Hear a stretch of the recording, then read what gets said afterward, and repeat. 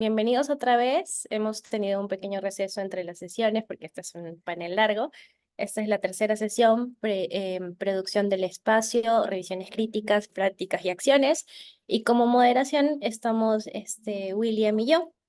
Entonces vamos a estar moderando esta sesión donde tenemos tres ponencias, cuatro ponencias y le paso la palabra a William para que haga la presentación al primer ponente. Boa tarde, todas e todes, pessoal que está chegando agora. A gente fez um breve intervalo de 10 minutos, porque, em função do fuso horário, aqui no Brasil a gente está na hora do almoço, e no Peru vai ser daqui a pouco, tá? Bem, aqui na programação, agora seria a sessão 4, é isso? Hã? Ou é a 3? É a 3, Las perdão, é tres. a 3, é a 3. Produção do espaço, revisões críticas, práticas e ações, tá? É, o primeiro trabalho está intitulado Subúrbios Insurgentes do Rio de Janeiro, superando sua instrumentalização moderna e colonial em favor da sua potência fenomenológica decolonial. Apresentam Sérgio Felipe, Gustavo e Gustavo Costa. Eles já estão presentes aqui? Olá, boa tarde, pessoal. Fica à vontade, tá? Quando você começar a apresentação, a gente começa a contar o tempo, cerca de 10, 12 minutos, tá bom? Para a gente poder ter um tempo para o debate. Beleza, Sérgio? Perfeito. Vocês estão me escutando bem? Sim, estamos. Vocês conseguem ver? Sim, sim. Isso. Bom, então vou começar. Bom dia, pessoal. É um prazer estar aqui. Eu sou o Sérgio Felipe Henriques, arquiteto urbanista pela Pontifícia Universidade Católica do Rio de Janeiro, mestrando em arquitetura pelo programa de pós-graduação em arquitetura da Universidade Federal do Rio de Janeiro e pós-graduando em gestão pública pelo Instituto de Planejamento Urbano e Regional da mesma universidade. Eu falo em nome dos meus orientadores do mestrado acadêmico, o professor Gustavo Rocha Peixoto, e da especialização em gestão pública, o professor Gustavo Costa, que são coautores desse trabalho, que por isso aglutina minhas últimas reflexões sobre subúrbios cariocas, pelo viés da arquitetura e do urbanismo e da gestão pública. Né? Esse trabalho, que é intitulado Subúrbios Insurgentes do Rio de Janeiro, superando sua instrumentalização moderna e colonial, em favor da sua potência fenomenológica decolonial, busca analisar os subúrbios da cidade do Rio de Janeiro como expressão de naturezas prática, geográfica e teórica ideológica, né? Essa multiplicidade da expressão subúrbios cariocas é matéria de disputa de agentes hegemônicos e contra-hegemônicos entre o funcionalismo, que reduz essa expressão a fins estritamente utilitários, e a crítica que a eleva a um estado fenomenológico, né? Essa análise busca mostrar como suburbanos decolonizam subúrbios cariocas ao confrontar sua instrumentalização e enfatizar os seus afetos identitários e resistentes, né, nos territórios, às desigualdades do sistema mundo capitalista. Bom, na região metropolitana do Rio de Janeiro, os subúrbios se referem a uma complexa, extensa, bastante povoada e heterogênea área de escala regional, cujos limites não podem ser rigidamente demarcados porque a sua definição é mais imagética que geográfica. Mas, segundo o senso comum, os subúrbios correspondem à Zona Norte e boa parte da Zona Oeste da capital, bem como as baixadas de alguns de seus municípios periféricos conurbados, né, que formam o que se conhece como a Baixada Fluminense, em contraste com o eixo litorâneo das zonas Central e Sul e dos bairros da Barra da Tijuca e do Recreio dos Bandeirantes, da Zona Oeste. Então, destrinchando esses mapas que eu mostro aí, primeiro a gente tem o Brasil e o estado do Rio de Janeiro em destaque, o segundo, o estado do Rio de Janeiro e a sua região metropolitana em destaque. O terceiro, a região metropolitana do estado do Rio de Janeiro e a sua capital em destaque, o município do Rio de Janeiro. E nesse mapa, os raios em amarelo referem-se a alguns municípios da Baixada Fluminense que são considerados suburbanos. Depois, no 4, a gente tem o município do Rio de Janeiro e as suas zonas. A Zona Oeste, que corresponde à maior parte do território, a Zona Norte, uma parte considerável também, e as zonas Sul e Central, que correspondem a parcelas ínfimas do território total.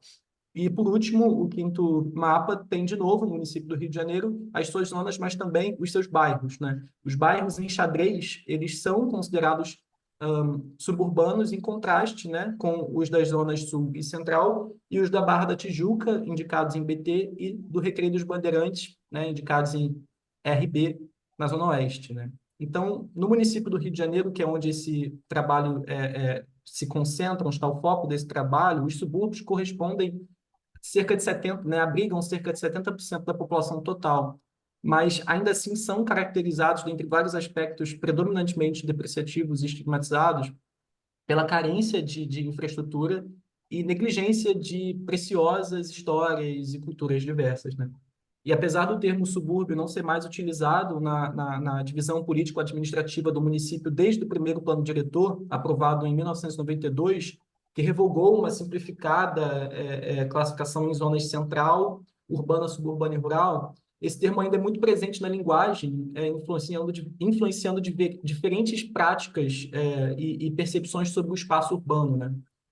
A respeito do aporte teórico, dentro, né, desse guarda-chuva do debate decolonial, o alvo são os subúrbios cariocas e é proposto uma transdisciplinaridade a partir, por um lado, da história das cidades, em função da minha formação na graduação e na pós-graduação em arquitetura e urbanismo, mas também das organizacionais vindas da gestão pública, em função da minha atuação hoje numa especialização em gestão pública, né? Esse mestrado e essa especialização estão acontecendo ao mesmo tempo.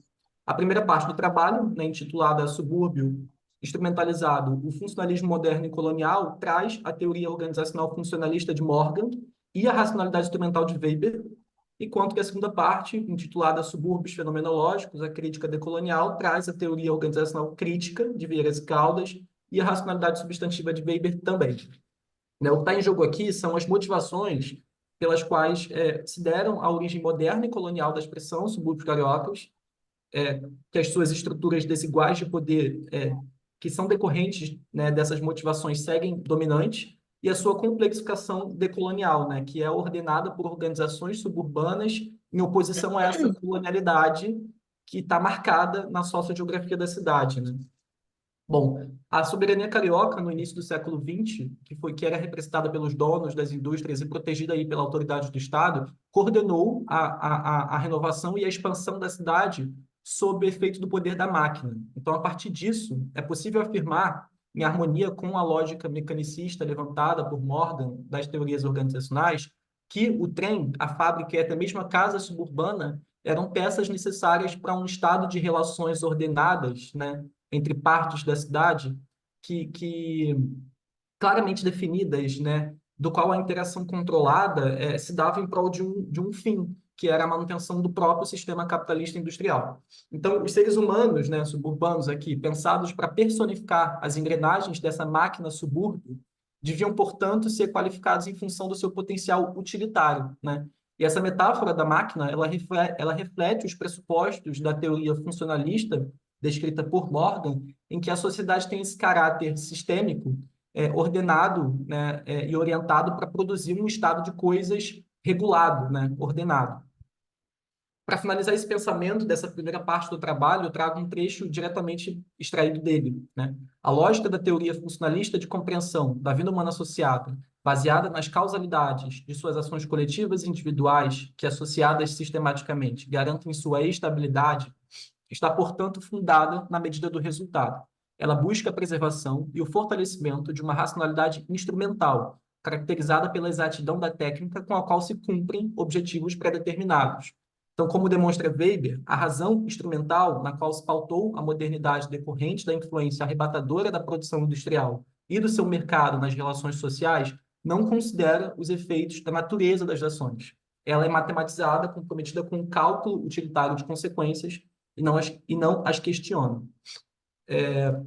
Dando procedimento, no Brasil, a partir da segunda metade do século XX, a espetacularização da sociedade, uma certa centralidade midiática e imagética, e principalmente a cultura de massa da globalização, induziram a uma nova forma de olhar o mundo mais transitória e volátil, né? Em contraste com esse caráter ordenado e regulado do funcionalismo moderno que eu falei anteriormente. Então, esse trabalho, em função disso, supõe que isso tudo reverberou na concepção do subúrbio da cidade, né?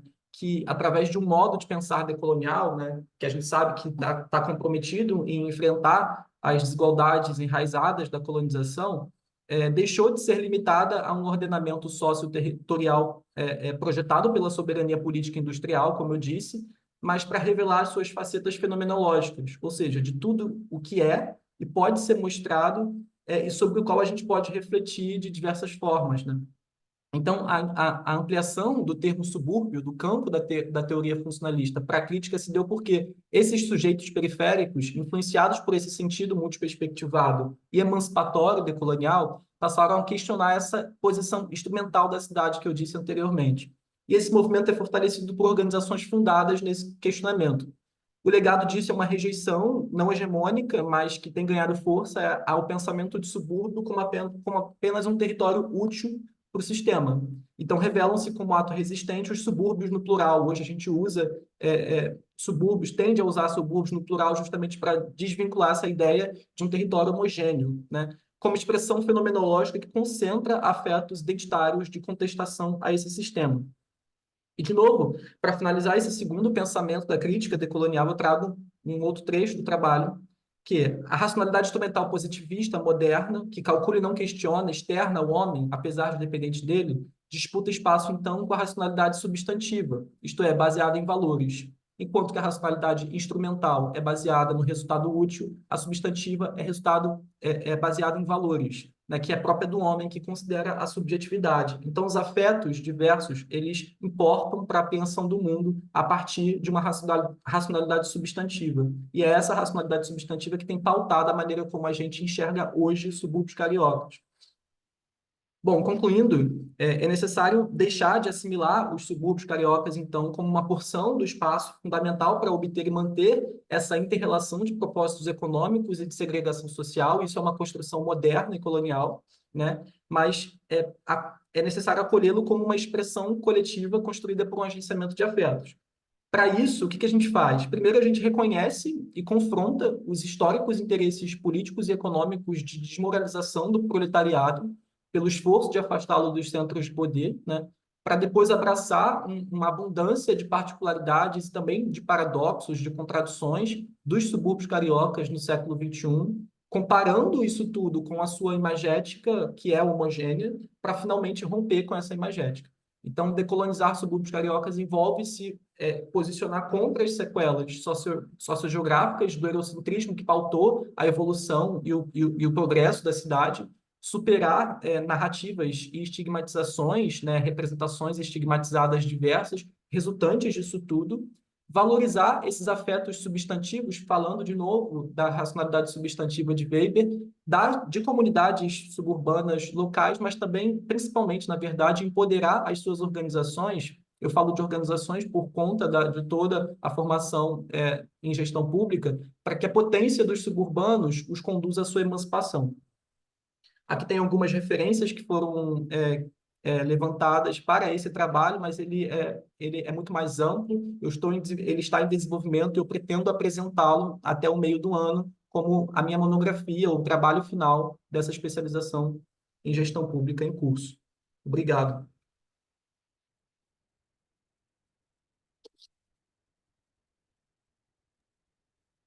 Muito Muchas obrigado, gracias. Sérgio. Opa, desculpa, Daniela. Eu fiquei esperando você. Pode falar, pode falar. No, solo iba a decir muchas gracias y de hecho también te iba a dar el pase a ti para que presentes el segundo panel. Tá bom. Enfim, eu coloquei no chat, gente, mas só para reafirmar que vocês podem enviar as perguntas aí, né? Questões, provocações também que tiverem, tá bom? Aí pelo chat. É, Próxima apresentação Por uma geografia do ser contra o não ser, ou sobre Franz Fanon e a produção do espaço, do meu querido amigo Felipe Taumaturgo. Quando você começar, eu boto o tempo aqui para gerar, tá bom? De 10 a 13 minutos, mais ou Perfeito, menos, tá bom? perfeito. Obrigado, William. Boa tarde, pessoal. A apresentação sou eu mesmo que faço pelo meu Zoom, certo? Isso. Tem Você. tempo que eu não uso, eu não lembro exatamente qual é a aba. Ah, tá. Deixa eu compartilhar a tela, claro. Um instante.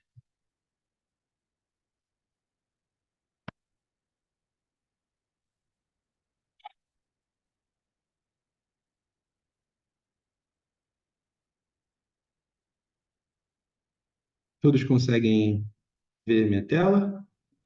Sim, sim. Sem problemas, né?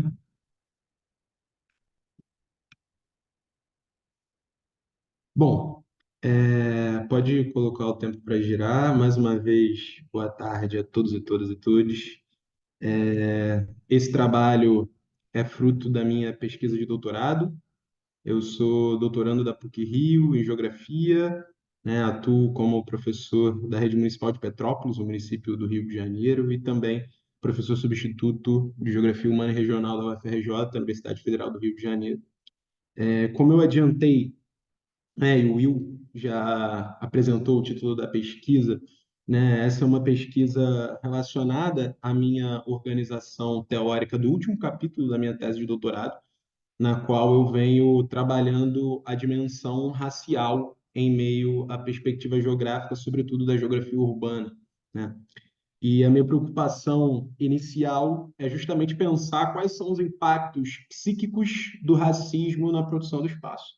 E nesse contexto eu conheci a obra do professor do teórico, psiquiatra, filósofo martinicano Frantz Fanon, que, enfim, já aparecia ali desde o final do mestrado, mas depois se tornou uma bibliografia fundamental, sobretudo no que se refere à dimensão psíquica e à questão racial.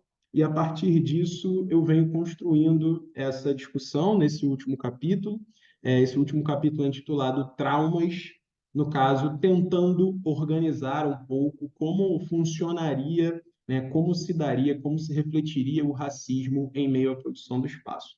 Bom, a motivação da pesquisa se deu, sobretudo, a partir de um episódio factual que aconteceu numa cidade onde eu vivia, aqui no Rio de Janeiro, no estado do Rio de Janeiro, que eu vou deixar um pouco para o final, mas a ideia desse trabalho vem muito também de uma provocação do professor Denilson Oliveira, da UERJ, da Universidade do Estado do Rio de Janeiro, né, que na minha qualificação de doutorado ele propôs a possibilidade de pensar mais profundamente sobre o Frantz Fanon, principalmente acerca da noção de zona do ser e zona do não ser, principalmente, né, sobretudo a ideia de zona do não ser.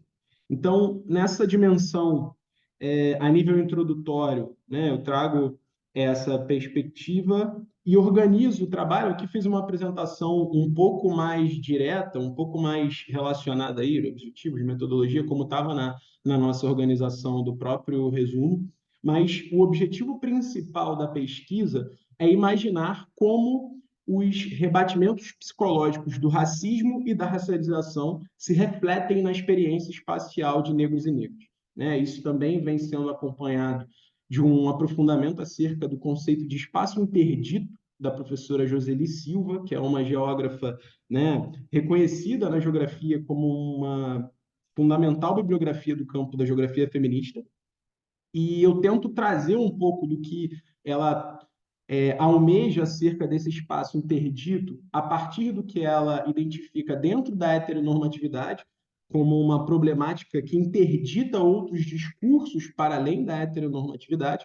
Só que, na minha pesquisa, eu trago essa dinâmica a partir de uma reflexão acerca da branquitude, né? Na minha construção, a branquitude interdita outras possibilidades de discurso no espaço, né? Sobretudo discursos espaciais de negros e negras. Então, reconheço nesse contexto corpos de negros e negras como alvos a serem interceptados.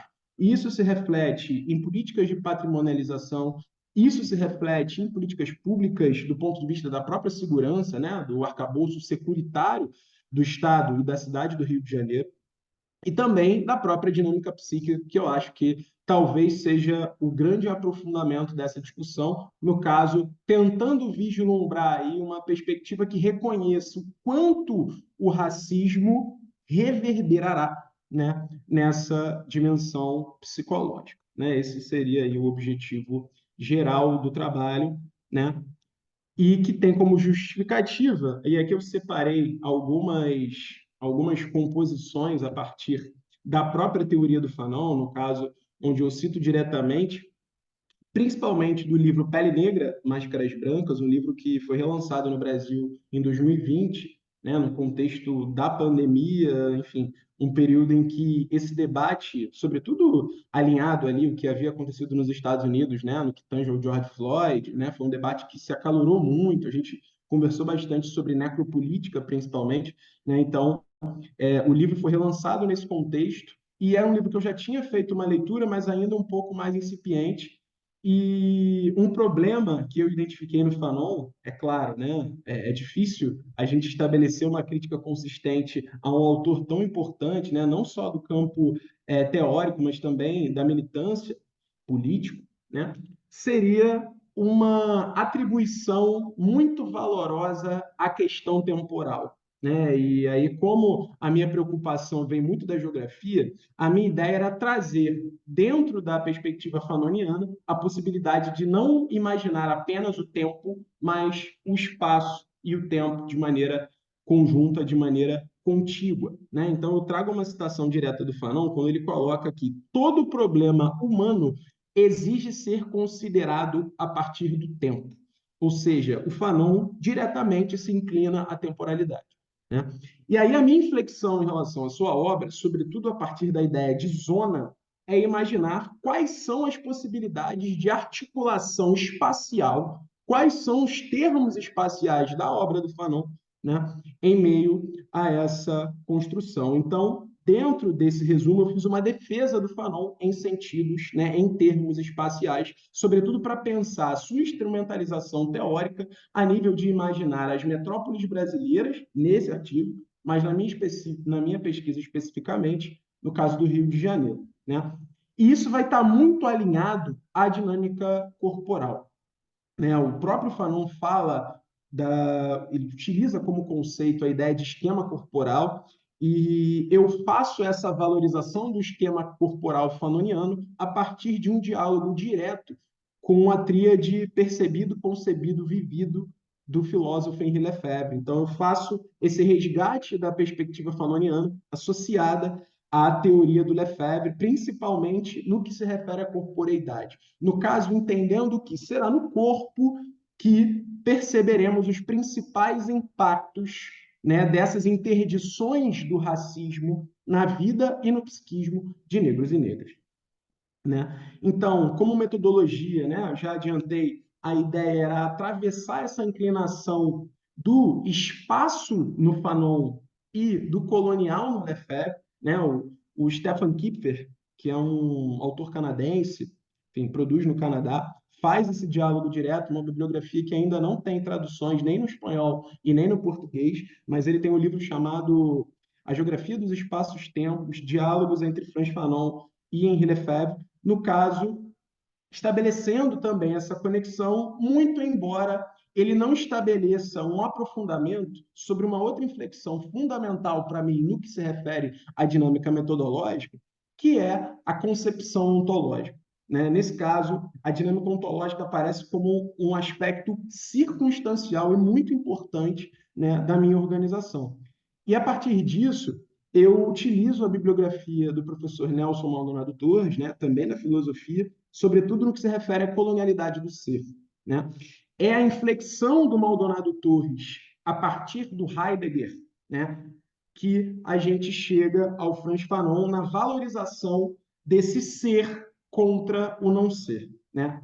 Em termos dos aspectos metodológicos, essa bibliografia será muito importante para a construção, né, dessa dimensão ontológica na discussão.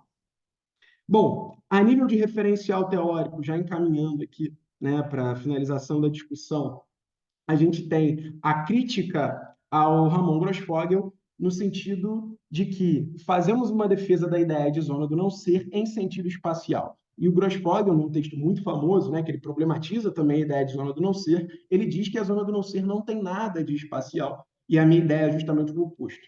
Ela é extremamente espacial, né? Desde a sua construção da ideia de zona até a maneira com que podemos flexionar essa teoria, né, a nossa discussão, né? Junto disso, o próprio Maldonado Torres, que eu já vinha colocando, no movimento que ele faz do ser aí, né, do Heidegger, em direção ao condenado do Fanon. Dentro dessa dimensão da colonialidade do ser, faz muito mais sentido pensar o condenado em uma sociedade, né, dotada da dinâmica racial, sobretudo numa sociedade que apresentou, né, um grande contingente de pessoas escravizadas como o Brasil, né? Então é fundamental pensar o condenado, né, o colonizado, e não o ser aí heideggeriano, né, um tanto quanto europeizado, né? Junto disso, o Davidson Faustino, que é um autor da saúde mental, preocupado com a dimensão da saúde pública junto à sociologia, quando ele traz a ideia de liberdade, quanto a zona promove a liberdade. E é dentro dessa liberdade que eu trago a possibilidade dessas conexões, de buscar, desde o Stefan Kiefer, um Fanon espacial com um Lefebvre não tão colonial assim. O Stefan Kiefer faz essa crítica direta ao Lefebvre, né, principalmente de um certo silêncio, sobretudo o que acontecia na Argélia, e é até um tanto quanto interessante, porque o Fanon lutou na Argélia, né? Então é uma contraposição importante, né? Junto disso, o Lefebvre e a lupa da tríade percebido, concebido e vivido, com foco na corporeidade, né? E principalmente o quanto essa dimensão, né, da interdição ao corpo negro se dá a partir do momento em que o negro irrompe o mundo fenomenal da branquitude. No caso, isso usando termos do Fanon, a irrupção do mundo fenomenal do branco. Né? A partir do momento em que o negro, né, ou, né, numa abordagem mais ampla, o colonizado se prostra contra esse mundo fenomenal, ele rompe com esse mundo fenomenal, o branco o retorna com a interdição, né? Seja do ponto de vista securitário, da violência explícita, né, que gera o genocídio, sejam olhares tortuosos, né, pelo jeito que a pessoa está vestindo ou pela própria cor da pele, né, de maneira geral. Junto disso, né, alguns autores e autoras preocupados com a questão também da saúde mental, principalmente da dinâmica da branquitude, em meio ao medo de pessoas negras, né? Muitas das políticas securitárias do Brasil, e sobretudo do Rio de Janeiro, estão ligadas a um medo que se forja em um prospecto de longa duração, né? Que dentro da pesquisa de maneira geral eu trago desde o século XVI, mas com aspectos suntuosos no século XIX no Rio de Janeiro, no qual existe uma influência muito grande do período da Revolução Haitiana, né? A Revolução Haitiana tem resquícios suntuosos no medo branco forjado pela branquitude brasileira do século XIX, que, dentro da minha perspectiva, atordoa a vida negra até o período atual. Junto disso, para finalizar, o relato pessoal que eu adiantei, né, essa pesquisa está associada a um contexto em que, na cidade que eu morava, né, na Baixada Fluminense, no Rio de Janeiro, no Iguaçu, eu presenciei, né, um rapaz negro, né, que se sentiu, é, ele acreditou que eu poderia estar sentindo medo dele. E a todo momento ele me pedia desculpas, querendo dizer que ele não era um assaltante, que ele não era um ladrão, né, usando um termo que acho que dá para compartilhar aí com o espanhol. Ou seja, porque no Brasil é comum a gente associar negros e negras à criminalidade. Ou seja, essa construção, para mim, foi fundamental no sentido de que, a partir do momento em que aquele ser racializado, ou seja, visto como não ser, é patologizado pela dimensão racial. E isso se reflete na maneira com que ele produz o espaço. A partir do momento em que ele andava devagar, ele tentava passar à minha frente para me desculpar, é sinal de que a dinâmica psíquica dele estava afetada pela negação da sua humanidade oriunda do racismo, né? Então, é nesse momento em que os trâmites raciais deslocam esses corpos negros a um lugar de violência, né, que a gente pensa uma experiência urbana atravessada por uma subjetivação inclinada à racialização. E isso produz sofrimento, e isso produz consequências à apropriação e à produção do espaço.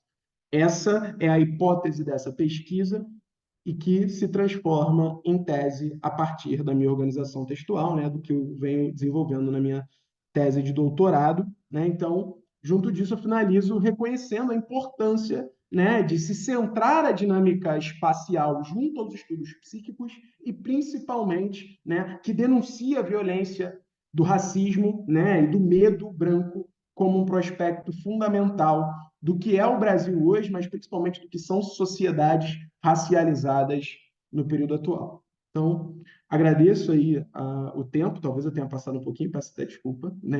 Acabei não conseguindo marcar. Agradeço muito e muito obrigado. Muchas gracias, Felipe, por la presentación.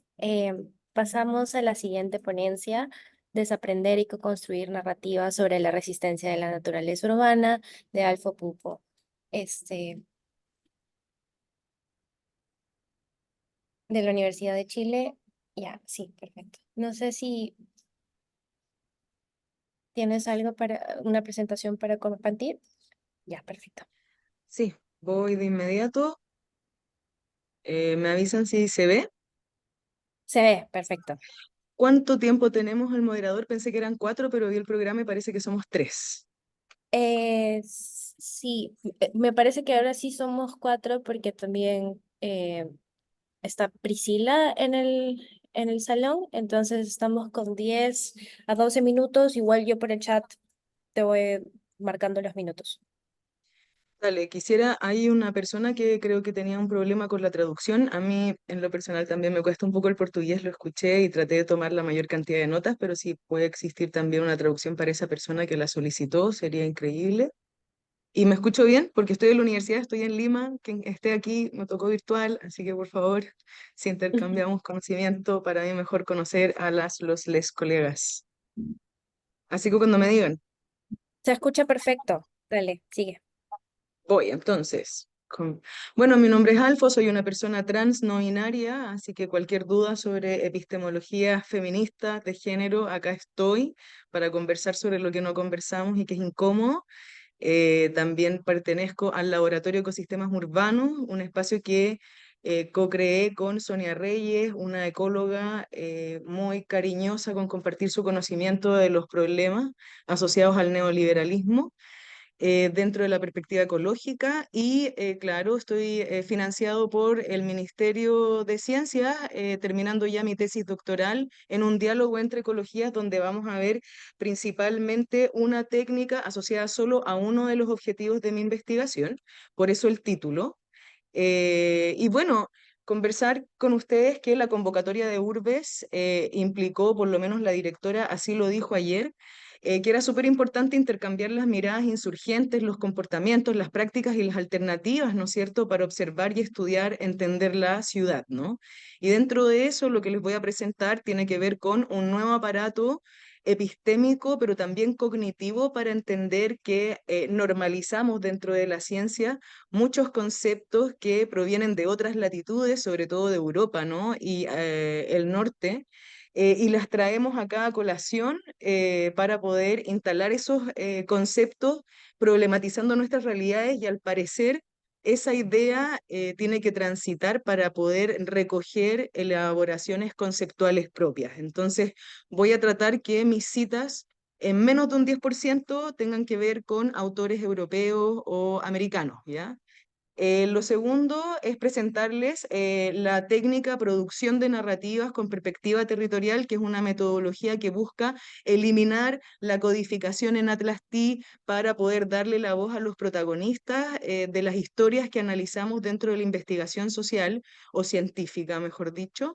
Y por último, ¿cuáles son esos aparatos conceptuales que aparecen desde el trabajo que yo logré construir con estas narrativas? Entonces, para no dar más vuelta, conversar con ustedes y decirles que efectivamente el conocimiento, al parecer, lo normalizamos en el colegio y lo seguimos reproduciendo en las universidades.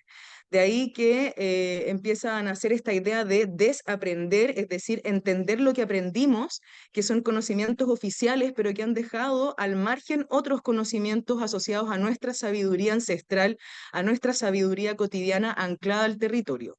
¿Cómo nace el conocimiento? Por lo menos en términos ecológicos, ¿no? Los físicos como gran escuela presocrática fue muy importante y Platón y Aristóteles siguen siendo personajes súper importantes para la época. Por ejemplo, Heráclito era un presocrático que fue el súper estimulante en el conocimiento de Carlos Marx, y Carlos Marx, si bien tiene una perspectiva muy emancipadora e importante de reconocer, construir y analizar, sigue siendo una categoría que sin esa crítica llega y se vuelve a instalar en nuestros territorios y efectivamente Carlos Marx hablaba para una sociedad específica con problemas específicos y si traemos ese aparataje conceptual a nuestra realidad, se desajusta y de alguna manera tenemos que entender que esos desajustes son necesarios de comprender de nuestra realidad histórica y política, ¿no? En donde los conocimientos que tenemos y que fueron despojados de nuestros territorios fueron violentados. Y de esa manera, al parecer, existe, ¿no es cierto?, una forma de entender que nuestra realidad se sienta y se piensa, pero que a veces, la mayoría del tiempo, incluso nuestro lenguaje oficial, ¿no? En el caso del español castellanizado, efectivamente pertenece a otra latitud y este ejercicio de desaprender todavía no lo consideramos mucho dentro del aspecto científico, ¿no? Y que pareciera ser un elemento interesante. ¿Cómo lo podemos entender dentro de la ecología? Bueno, dentro de la ecología se entiende que para la ecología política urbana situada, que es un concepto muy reciente que en América Latina ha sido más trabajado por Germán Quimbayo, ¿no? Si es que anda por ahí también le saludo, que es un colega muy amoroso también con su conocimiento y que efectivamente lo que nos hace es entender esta crítica, ¿no? Cómo logramos entender todos los aspectos de la ecología política urbana, pero que nacen desde otra latitud y se desajustan a nuestras realidades. En el caso de lo que pasa en Lima, por ejemplo, es algunos colegas como Miguel Aliaga, que se anda por ahí también, es un colega sociólogo que ha sido muy amoroso con su conocimiento, nos ha invitado a conocer Lima y las experiencias. Efectivamente, el verde urbano se trabaja desde una lógica europea, desde una lógica moderna. En Chile fue muy imitador de los jardines de París, ¿no?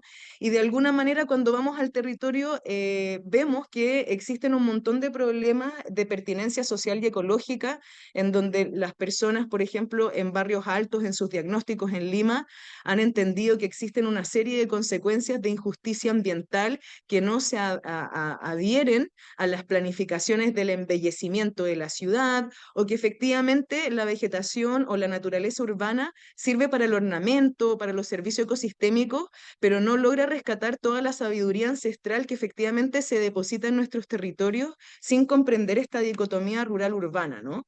Y dentro de eso, lo que yo propongo es tratar de que esos nuevos conceptos analíticos nazcan desde los territorios y para eso la técnica de producción de narrativas es una técnica que ocupan la Catherine Galás, ¿no es cierto?, con Catalina Álvarez en Chile, pero que nace de un grupo de estudio en España para denunciar y visibilizar experiencias de opresión, sobre todo en temas de violencia sexual.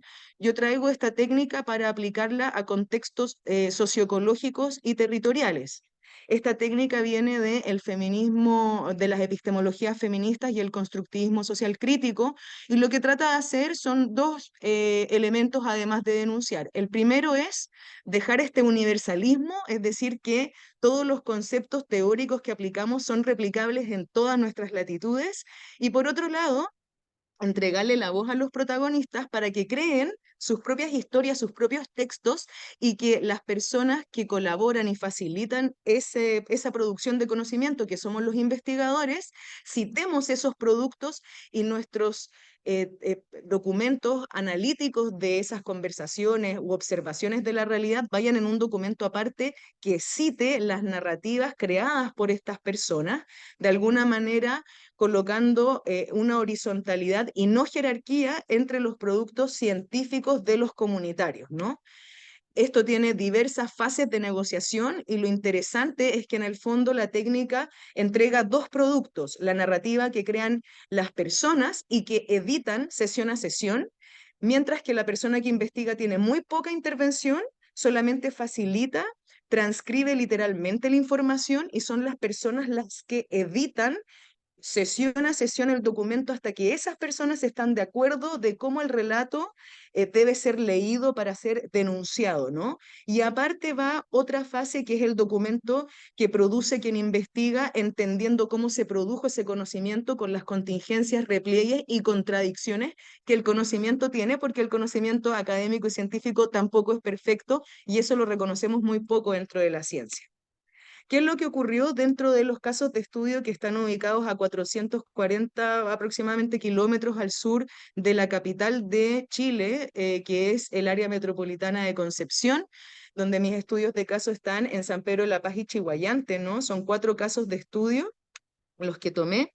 Efectivamente, las narrativas despliegan que hay todavía una transición y una forma de vivir muy asociada al campo, a lo agreste, a la situación agrícola-campesina de los conocimientos para alimentarnos de la naturaleza, que efectivamente el proceso de urbanización está eliminando una serie de especies como el guaye y el pellín, que se mencionan en idiomas como el mapuzungún, que son lenguajes ancestrales anclados a su territorio, lo que implica hablar de que las personas todavía están mencionando las especies con las que coexisten en idiomas o situaciones bilingües, ¿no? Y que efectivamente también son testigos de cómo se ha ido urbanizando el sector con distintas estrategias de empresas e instituciones estatales que están garantizando esta urbanización cuando se opone resistencia sin un diálogo ciudadano de por medio, y que efectivamente nuestra relación con la naturaleza tiene mucho que ver con nuevas condiciones que no están instaladas dentro de estos grandes aparatos teóricos que nos ofrece la ecología política más androcéntrica desde el norte, ¿no? Y que aún es un gran desafío entender nuestro mestizaje urbano, ¿no? Dentro de eso también se ha denunciado mucho cómo la modernidad dentro del contexto urbano tiene una asociación estética con el cemento, ¿no? Y cómo de alguna manera las personas están empezando a recuperar esa naturaleza a través de la alimentación, romper el cemento, plantar, recuperar huertas, etcétera. Solo para terminar, porque llevo 10 minutos, y darles mis impresiones de cómo se construyen estos conceptos para mí desde estas narrativas. Efectivamente, entender que existe una situación asociada a la naturaleza urbana, pero mestiza. Es decir, tenemos esta normalización que viene desde el colegio con estas sabidurías impuestas, pero que todavía no han borrado el aspecto ancestral y psíquico que todavía tenemos, en donde existe todavía una historia en construcción de nuestro legado campesino, de nuestro legado agrario, de nuestro legado ancestral, y que esa relación con la naturaleza es una situación mestiza en su representación.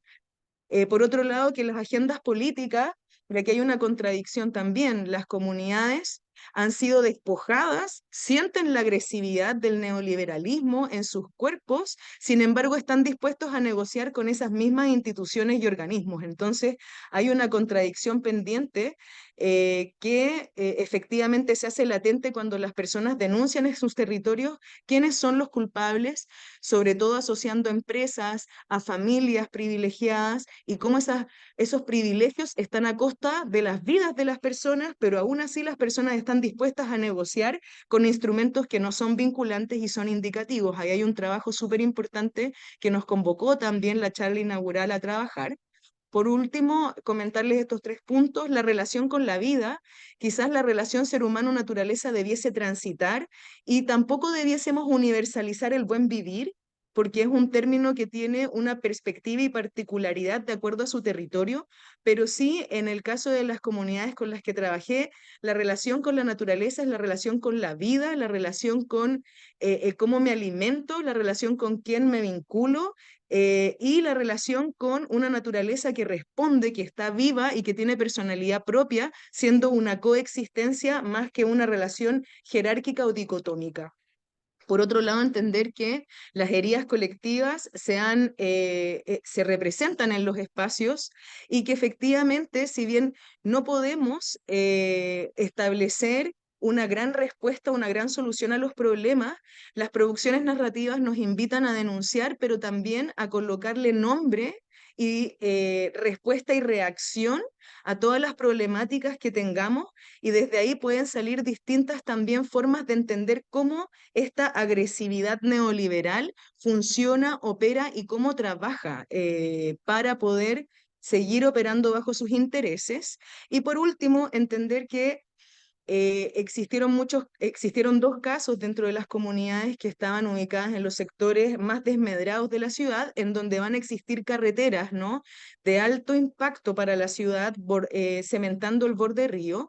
Y esta situación lo que hace es seguir garantizando los proyectos inmobiliarios para expandir la mancha urbana. Entonces, de alguna manera, estas lógicas que estaban planificadas desde los años 70 nos invitan a entender que esta agresividad neoliberal tiene una asociación con el tiempo y el espacio, y las personas privilegiadas ya están planificando la ciudad 100, 80 años, 50 años a futuro, mientras que nuestras organizaciones todavía estamos muy al debe de cómo organizarnos. Entonces, la disputa y la discusión ahí es súper interesante. Y bueno, para cerrar, comentarles que estas narrativas están disponibles y también se convirtieron en videos que fueron creados por las propias comunidades y que están a disposición en la plataforma de Ecosistemas Urbanos y también en su canal de YouTube, en el Instagram, y les invito a todas, todos, todes a acceder a ellas, consultarnos, hacer colaboración científica latinoamericana y entendernos desde para y nuestros territorios. Eso, muchas gracias.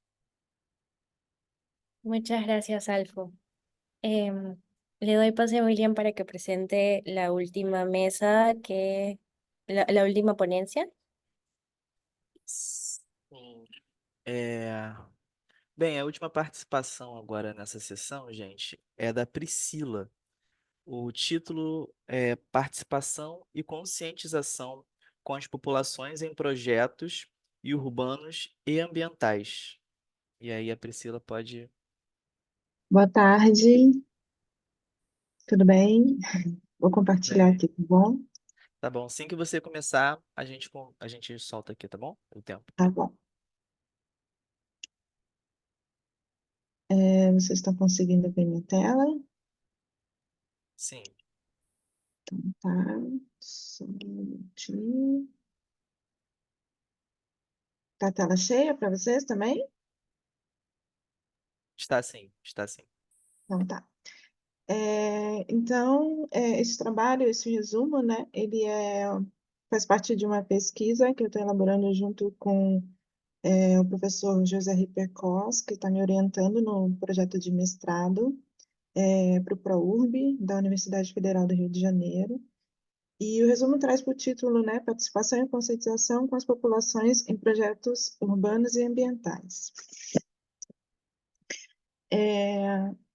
Com a participação das populações no planejamento das nossas cidades e com a cooperação de diferentes esferas do poder, é possível gerar noções de pertencimento ao lugar, entendendo que essa noção de pertencimento é muito importante para trazer o cuidado com o lugar, né?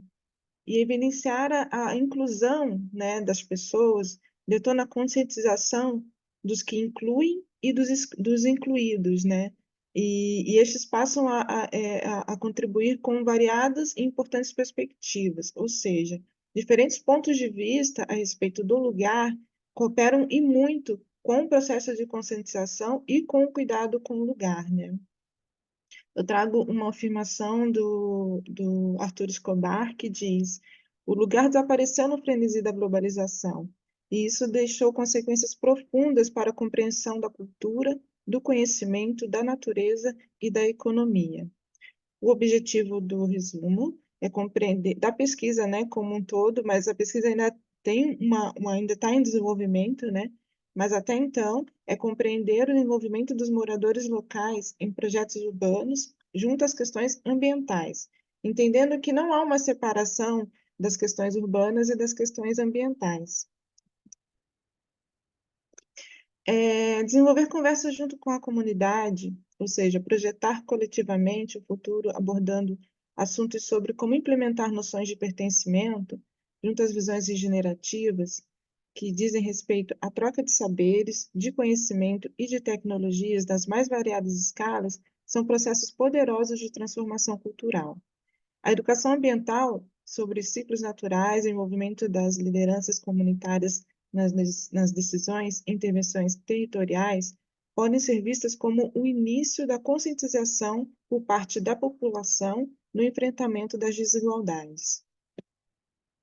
O envolvimento das pessoas com as questões urbanas e ambientais, junto à urgência em vermos as narrativas ambientalistas, nos leva a considerar a importância de retomarmos as histórias e ações que sustentaram as práticas que atualmente geram as crises ambientais.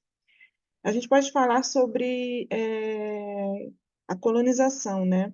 E, no nosso caso, a colonização europeia, ela emergiu no modelo de ocupação exploratório, conhecido como a plantation, onde o capitalismo agrário deixou consequências de um habitat desconectado dos sentidos de pertencer à terra, apresentando uma dupla fatura colonial ambiental e oferecendo as narrativas ambientalistas apoiadas apenas nas epistemologias eurocêntricas. Então, aqui eu quero afirmar que é a importância de se conhecer a história do lugar, a história da ocupação do lugar. Como recorte geográfico da pesquisa, eu trago o Xerém, que é o quarto distrito municipal de Duque de Caxias, que fica na Baixada Fluminense, e está ali entre a zona de amortecimento. Na verdade, ele está dentro da zona de amortecimento da Rebi do Tinguá, que é a Reserva Biológica do Tinguá, que faz parte de todo um conjunto de uma unidade de conservação ali da Parnaso, e está distribuído também não só no município de Duque de Caxias, mas também pegando todo o município dos outros municípios do entorno, incluindo Petrópolis.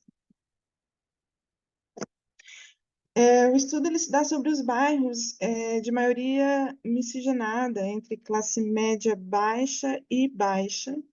Podemos chamá-los de bairros negros, que é um conceito de Henrique Cunha Júnior, que ele define bairros negros como áreas ignoradas pelo pensamento urbanístico brasileiro, que não trata da especificidade urbana e da diversidade dos grupos populacionais no momento do desenho urbano e do planejamento sobre a cidade. A gente também pode entender os bairros negros como um território construído a partir dos saberes dos moradores que o fazem, né, faziam e ainda fazem com estratégias emergenciais de solidariedade.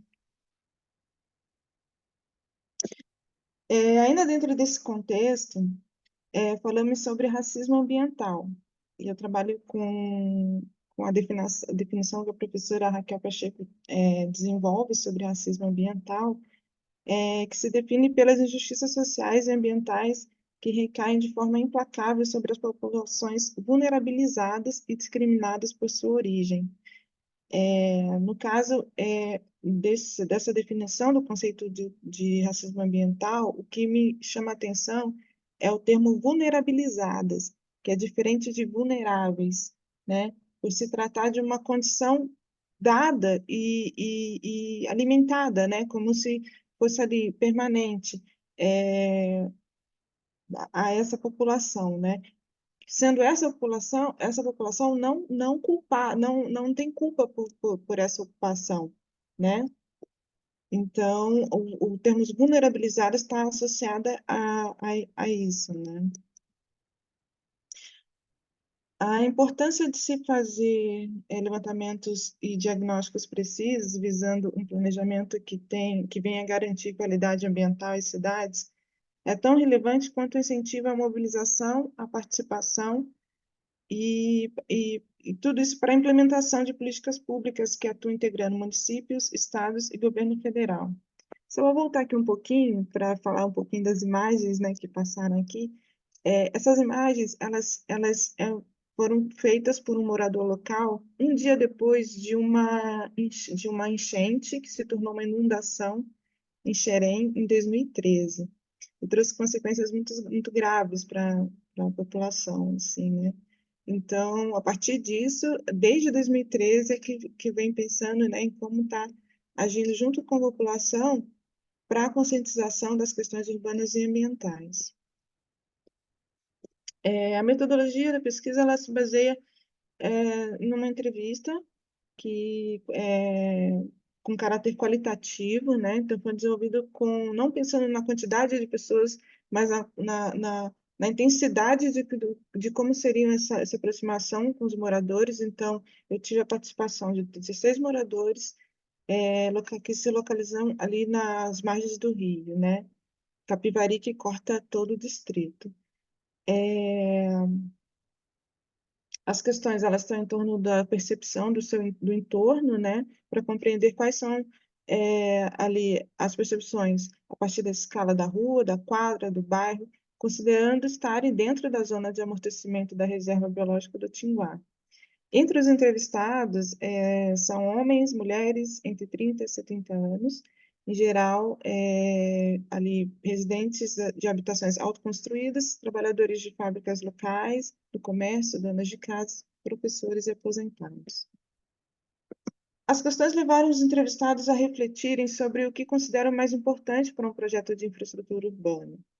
A informalidade da divisão dos lotes nos arruamentos em chão de terra, na maioria, né, e sem planejamento, e o abastecimento ainda de muitas casas por poços artesianos, sendo algumas alimentadas até por nascentes naturais, são características marcantes dos bairros estudados.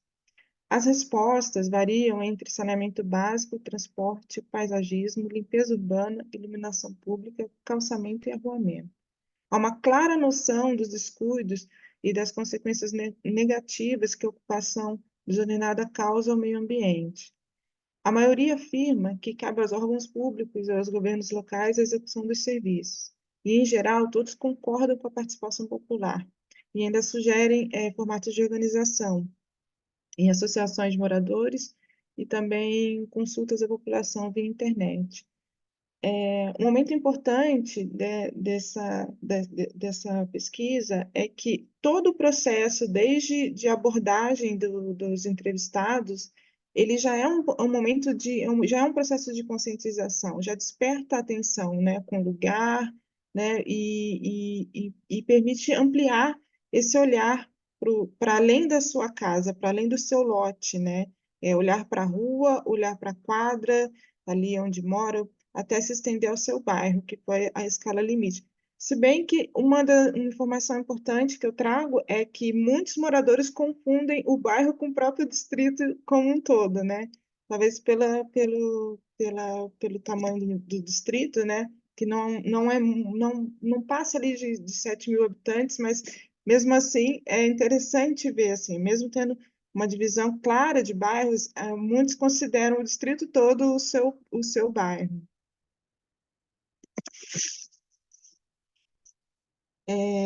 O processo de conscientização das populações exige uma clara, assim, revisão das narrativas ambientalistas e incluir o saber dos processos históricos de ocupação. É extremamente desafiador despertar o interesse da população para os assuntos sobre atividades participativas e tomadas de decisão que visam melhoramentos no lugar. Com interesse, ainda não terminam os desafios, pois é preciso dar continuidade nesse envolvimento, principalmente no associar as questões dos problemas urbanos com os problemas ambientais. É preciso destacar que essa mesma ocupação desordenada apresenta a possibilidade de um habitat que revela uma certa excentricidade dos corpos e modos em um processo de improvisação notável nas moradias e na organização dos bairros de Xerém, e que contém beleza e afirmações positivas que fazem parte desse território excêntrico pela sua história de ocupação e pelas insistências e resistências em pertencer a este lugar. Trago algumas referências que eu utilizei e agradeço a oportunidade de apresentar para vocês.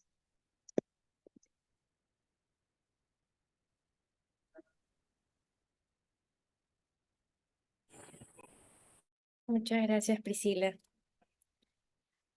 Aquí hemos estado tratando de activar los subtítulos, igual ya tenemos las transcripciones y vamos a compartir luego, digamos, las traducciones para las personas que no hablan portugués y bueno, creo que eso también representa un reto también a la hora de hacer coaliciones o entablar estas solidaridades transnacionales, ¿no? Sobre todo teniendo en cuenta los múltiples idiomas que se hablan en la región. Bueno, vamos a pasar a la ronda de preguntas. Entonces, más o menos hay un estimado de 2 a 3 minutos para cada respuesta para poder digamos, como respetar el tiempo, porque ahorita viene otra sesión. Entonces le doy el pase a William para que diga las primeras preguntas. Sim. Eu vou. Tem uma questão aqui que o Felipe fez para o Sérgio no chat, mas aí eu vou replicá-la, tentar adicionar um pouquinho mais, né, de algumas questões minhas também para ele. E aí também vou fazer logo uma questão para o Felipe, também tem uma questão para a Alfa, tá bom? Bem, o Felipe, né, pediu para o Sérgio, se puder, dar algumas referências, né, que ele vem trazendo desse debate decolonial, descolonial, enfim. E eu gostaria de incrementar, né, para... Oi? Perdona que te interrumpe, falta Priscila. Priscila, para presentar. Este, Sim. disculpen, justo es que en el último programa como que se borró, pero sí parece que sí se pudieron conectar. Entonces ahorita, perdonen más bien Não, por não, esta... Daniela, não entendi. A Priscila vai falar ainda? Não entendi. Ah, pero dice somos el Es grupo el 4. taller, es el taller Não, de eu los cheguei. colegas Oral Gualmapu. Ah, Ese es el disculpe. grupo que habló, que es de probablemente es de Chile o Argentina, Ya, los perdonen. feudos. Por un momento pensé que me había pasado a alguien, disculpen. Continúa. Ah, tô Ah, sí, perdido agora, creo que gente. sí. Desculpa. Perdón que interrumpa, pero creo que el grupo Taller Oral Mapuzungún de Chile, que acá está diciendo, no presentó y requiere presentar.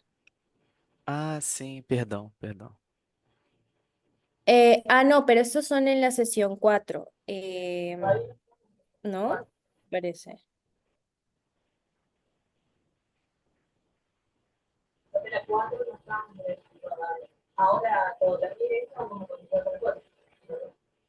Es en la siguiente sesión, como dice Carla. Todavía no, estamos todavía en la sesión 3 terminando y ahorita viene la sesión 4. Entonces sí, no, más bien disculpen la confusión que estamos tratando de hacerle frente a la virtualidad. Entonces, ya bueno, sigue con la palabra, William. Tá bom, eu também, desculpa. Sérgio, eu acho que você pegou mais ou menos, então eu ia te fazer a seguinte proposta.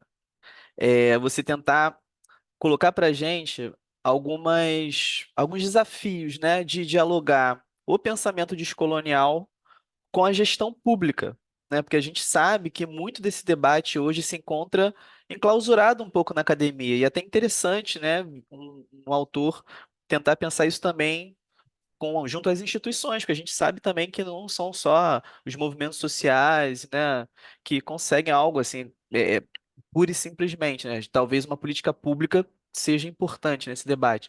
E eu gostaria que você tentasse elaborar um pouco essa reflexão. Para o Felipe, eu gostaria de perguntar, na verdade, levantar uma problematização, é porque aqui nós não temos só geógrafos, né? Nem geógrafos, nós temos também pessoas de outras áreas.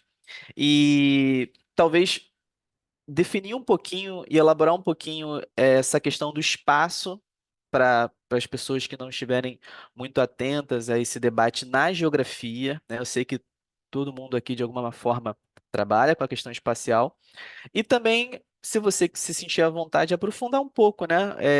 Eu tô doido para ler teu trabalho, um pouco esse diálogo Fanon e Henri Lefebvre, que eu acho que é, assim, fundamental para o nosso campo. Pelo menos aqui no Brasil, a gente realmente estava precisando de uma pessoa para levar esse debate adiante. Aí seria uma questão para você.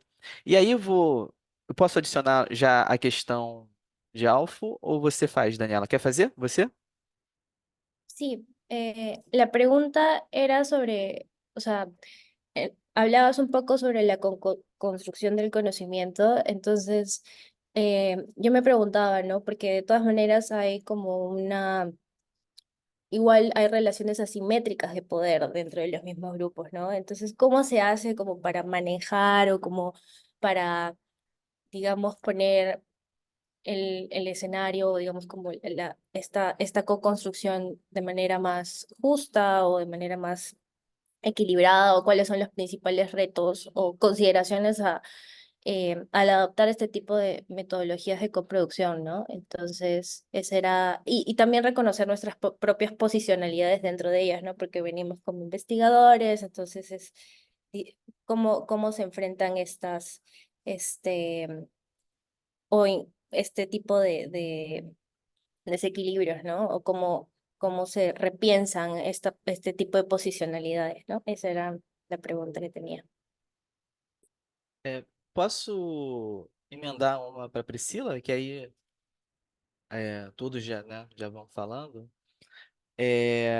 Eu ia pedir, Priscila, para você falar um pouquinho mais, né, do Malcolm Ferdinand. Eu consegui ler boa parte do livro dele no ano passado e relacionar um pouco com o seu né, o seu estudo, a sua pesquisa, um pouco para a gente, né? Porque eu acho que talvez nem todo mundo esteja tão antenado assim no debate do Malcolm Ferdinand, que é super importante, né? Eu acho que ele é um cara que está tendo um debate bem importante para agora.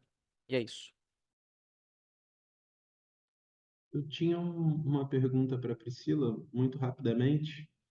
Era só para se ela poderia desenvolver um pouco mais a ideia do que ela colocou da excentricidade dos corpos relativa ali àquela região de Xerém.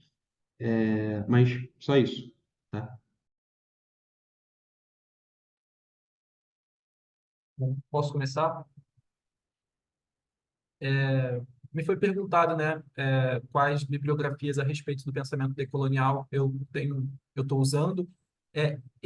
Essa questão decolonial é interessante nessa pesquisa porque ela veio posterior. A pesquisa não nasceu com a pauta decolonial, digamos assim, consciente, né? Eu estou me debruçando nesse debate agora, mas eu percebi que o meu trabalho ele nasceu decolonial, né, espontaneamente, né? Então faria muito sentido que esse debate fosse incrementado no aporte teórico depois. No momento, eu estou trabalhando com referências clássicas, né? O Quijano com a colonialidade do poder e o Emmanuel com essa coisa, né, do sistema mundo capitalista, mas principalmente com um autor brasileiro das teorias organizacionais que eu descobri na especialização em gestão pública, que é o Guerreiro Ramos. Ele é um teórico organizacional baiano incrível, com uma projeção que parece ser, curiosamente, mais significativa lá fora do que no Brasil. É uma coisa impressionante. E ele tem esse título, A Redução Sociológica e o Imaginário Pós-Colonial, que é claramente uma obra decolonial, né? Então, eu pretendo me debruçar nesse debate de forma estou, na verdade, me debruçando nele de forma mais atuante neste momento para que esse aporte teórico seja, enfim, melhor trabalhado na pesquisa. Mas, respondendo a sua pergunta, muito interessante, William, de como a gente consegue trabalhar a questão decolonial na gestão pública, eu acho que, no contexto do planejamento urbano regional, a gente ainda insiste em determinadas dicotomias que são modernas e coloniais, como a dicotomia centro-periferia, e que também não é muito diferente daquela dicotomia capital-trabalho, né? No debate decolonial, centro-periferia e capital-trabalho estão ali se retroalimentando. E eu acho que tentar se lançar num pensamento, né, de cidade que vai além da questão utilitária e funcionalista e instrumental, como eu disse, e abraçando questões fenomenológicas de afeto da cidade, né? A Priscila do ProUrb, né, vai entender muito bem essa questão que a gente tenta levantar essas questões dos afetos urbanos. Isso pode parecer, num primeiro momento, utópico, mas ele é muito efetivo quando a gente pensa uma alternativa de se construir cidade, né? Então, esse talvez seja uma alternativa para que essas dicotomias centro-periferia e capital-trabalho, elas vão sendo desconstruídas com o tempo. É claro que, né, é uma coisa muito difícil, mas é um caminho possível, né? E é essa coisa, né? Eu sou de Bangu, né? Bangu é um bairro da zona oeste do Rio de Janeiro. Eu carrego Bangu muito mais como um território, mas como uma bandeira política também, né? Então, da mesma forma, a gente pode ver os subúrbios cariocas como muito mais do que territórios. Eles, na verdade, já são muito mais do que isso, mas um devir pessoal, profissional, uma bandeira, né? E uma maneira de se... Eu tenho um amigo, enfim, um historiador muito conhecido, né, no campo dos estudos dos subúrbios cariocas, que é o Rafael Matoso, e ele está tentando lançar essa coisa dos subúrbios cariocas como um método de se olhar a própria cidade, né? Ou seja, a gente tirar essa coisa do centro-periferia e colocar Bangu é o centro do mundo, Bangu é o centro do mundo para mim, entendeu? E isso eu acho que tem muita potência.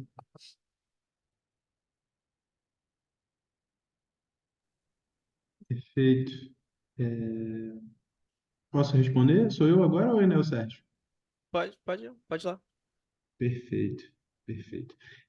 Só uma coisa que eu colocaria ao Sérgio muito rapidamente, que vale a pena indicar como bibliografia.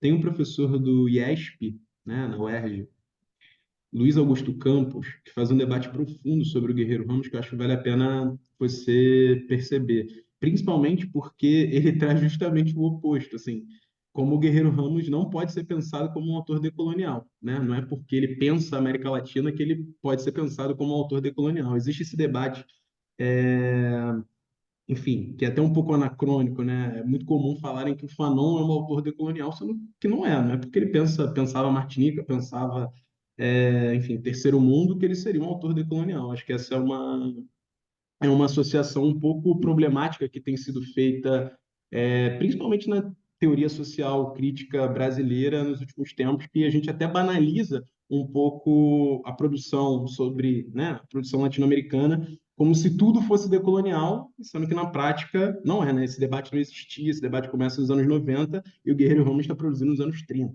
né? Então é importante ter esse cuidado, acho que vale a pena dar uma lida no Luiz Augusto Campos. Respondendo ao Will, e aí eu acho que ficaria um pouco, né, para não me estender muito, no caso, para pensar a dimensão espacial, né, enfim, eu tenho feito um aprofundamento acerca, né, já vinha com um debate profundo a partir do Henri Lefebvre, né, que imagino que seja uma bibliografia compartilhada com os outros colegas da arquitetura, da sociologia e os outros colegas da geografia também, né, enfim, tento trazer essa dimensão junto ao Fanon, né, como eu adiantei, justamente a partir dessa dimensão do corpo e da tríade percebido, concebido e vivido, né?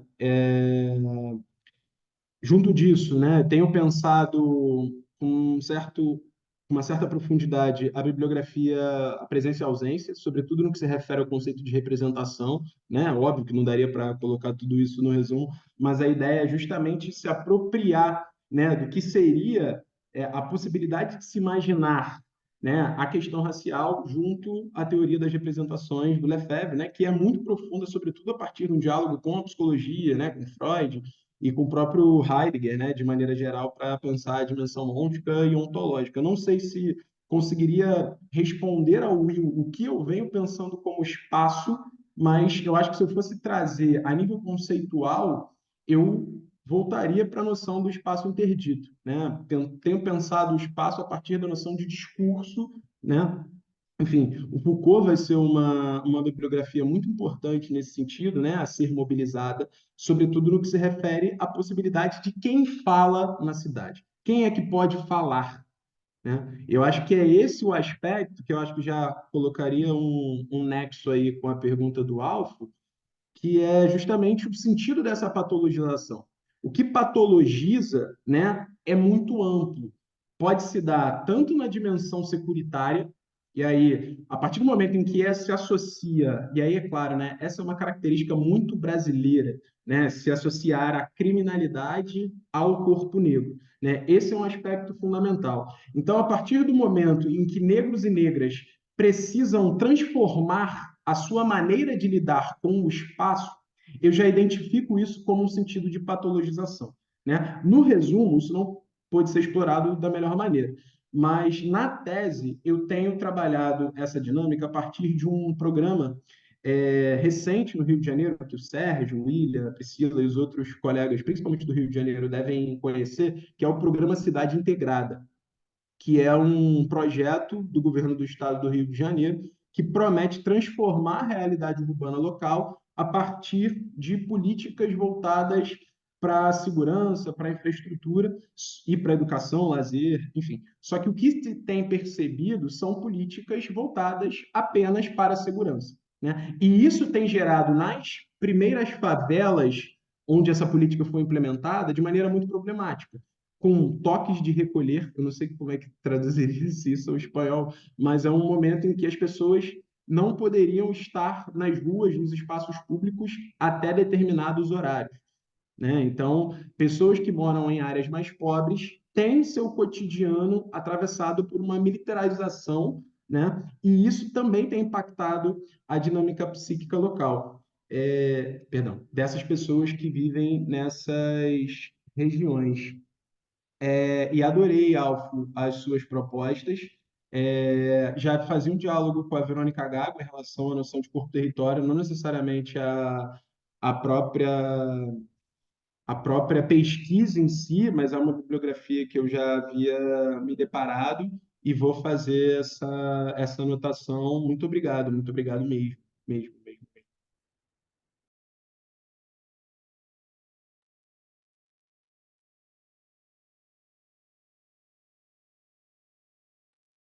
Eu acho que agora eu posso começar a responder. Dale, Priscila. O no. Pode Ok. ser? Ah, sí, dale, yo doy después. Iba tercero, pero puedo ceder mi lugar como quieras. ¿Qué prefieres, Priscila? Pode falar. Na Dale. sequência. Para responder a la pregunta, Daniel, en verdad, comentar varias cosas. La primera es que hay que entender cómo construimos conocimiento. Y al parecer, la ciencia nos indica en su androcentrismo, el androcentrismo es entender que la experiencia de una persona, el conocimiento de una persona es replicable para que todos lo entendamos de la misma manera.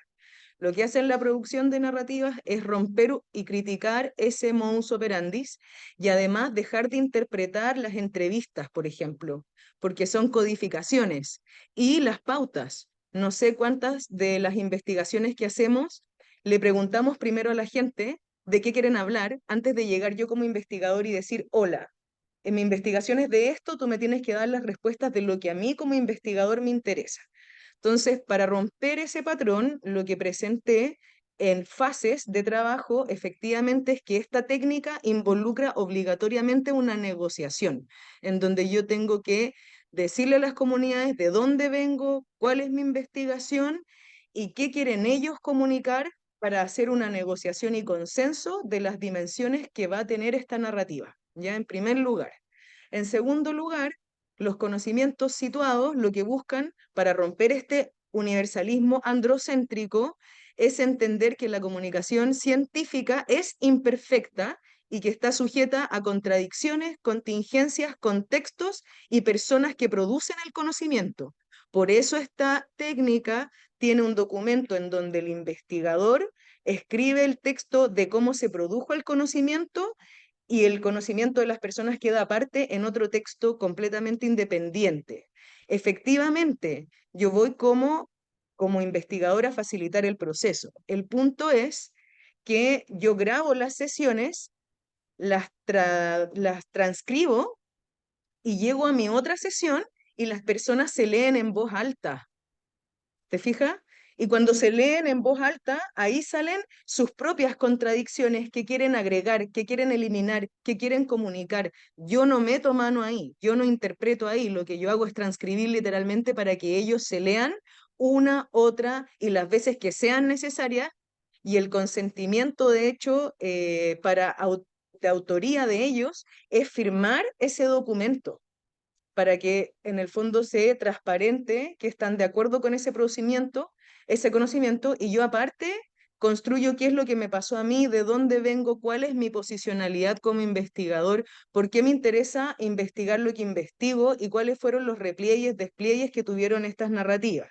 Entonces, de alguna manera, ahí como que lo que quería comentar era eso, que de alguna manera Quizás los 15 minutos no nos dan para poder explicar todas estas cosas, pero la técnica está fundamentada y lo que busca es eliminar esta jerarquía interpretativa que tenemos para después yo decir en mi paper, las personas dicen y yo los represento y eliminar esa categoría y que las personas se representen a sí mismas. Muchas gracias por la respuesta, Alfa. Ahora sí le doy pase a Priscila para que pueda contestar. Ah, nossa, primeiro agradecer a oportunidade de apresentar para vocês mais uma vez e de aprender com vocês também muita coisa aqui, de todas as apresentações. Eu vou tentar aqui responder tudo junto, tá bom? Eu anotei aqui. O William perguntou sobre a citação, né, do Malcolm Ferdinand. Ele é um autor que tem trazido aí o debate decolonial, falando sobre uma dupla fratura, né, tanto ambiental quanto colonial, no sentido de que devemos questionar as narrativas ambientalistas que estão dominantes, né, e afirmar buscar as histórias locais, né, afirmar as histórias das pessoas e os contextos locais, né, de ocupação. No caso de Xerém, a gente tem ali uma ocupação, que é o caso da pesquisa, né, que eu estou desenvolvendo, a gente tem uma ocupação ali que se deu por formações de antigos quilombos, né, que incorporaram toda a o modelo, né, da cidade contemporânea, mas com características de um subúrbio, né, com características daquilo que não chegou da capital às margens da área periférica, né, do Rio de Janeiro. Então, assim, tem histórias, eu acho que aí acho que eu já consigo entrar dentro da questão que o Felipe fez, que ele falou sobre a excentricidade, eu falei sobre a excentricidade dos corpos, é onde surge esse excêntrico, né? Essa história local, esse habitante local que tem a sua própria história, que tem o seu jeito excêntrico de habitar esse local, esse lugar, né? E também os afetos, surgem os afetos pelo lugar, né? Os diferentes tipos de afeto, né? Como o Sérgio falou, né? Que isso tem sido, ele entende isso como potência. Eu também trabalhei muito com relação a isso e entendo que o afeto, né? Pelo lugar e pela sua história, pela sua vizinhança, é um grande potencializador para a gente trazer a questionar as narrativas dominantes ambientalistas. E aí, então, eu entro na resposta para Alfo, que é o seguinte, que ela fala sobre como é que isso veio de resultado, né, para quem está lá, depois desse momento que eu estive lá, né. O próprio momento, eu entendo que o próprio momento de aproximação ali, de entrevista, né, ele é muito questionador e muito desafiador, né? Então, assim, todas aquelas histórias contadas ali, o método que eu usei não foi um método quantitativo, né? Eu não fui atrás de números, eu fui atrás de pessoas, histórias de pessoas, né? Então, eu cheguei a chamar até de relatos afetivos, né? Porque isso de uma potencialidade incrível para que a gente ganhe argumento e estude o lugar e conheça o lugar e as pessoas que vivem nesse lugar, né? E a gente trabalhar a conscientização, o cuidado com esse lugar. Acho que eu consegui chegar numa resposta aí que chamou todo mundo.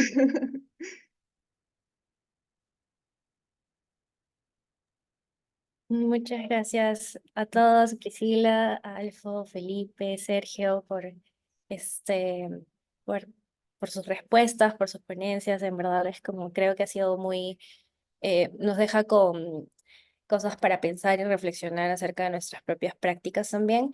Y entonces, como recordando otra vez la dinámica que hemos estado tratando de implementar en cada sesión,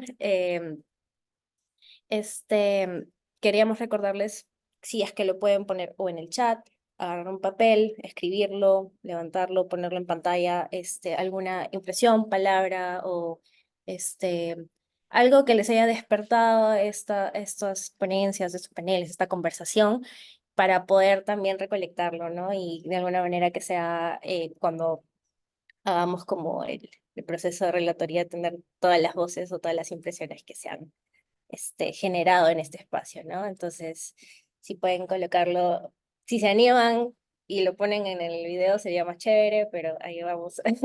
Les doy un poco.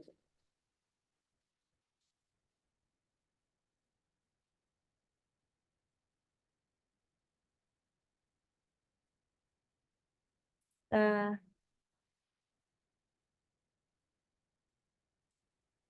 o en el chat también, si es que lo colocan. Eu posso fazer uma pergunta para vocês? Assim, os e-mails, todos estão lá naquela listinha de e-mails, se eu procurar pelo Sérgio, pelo Felipe, né, para a gente trocar algumas informações assim? Pode ser? Então tá bom, muito obrigada. Genial.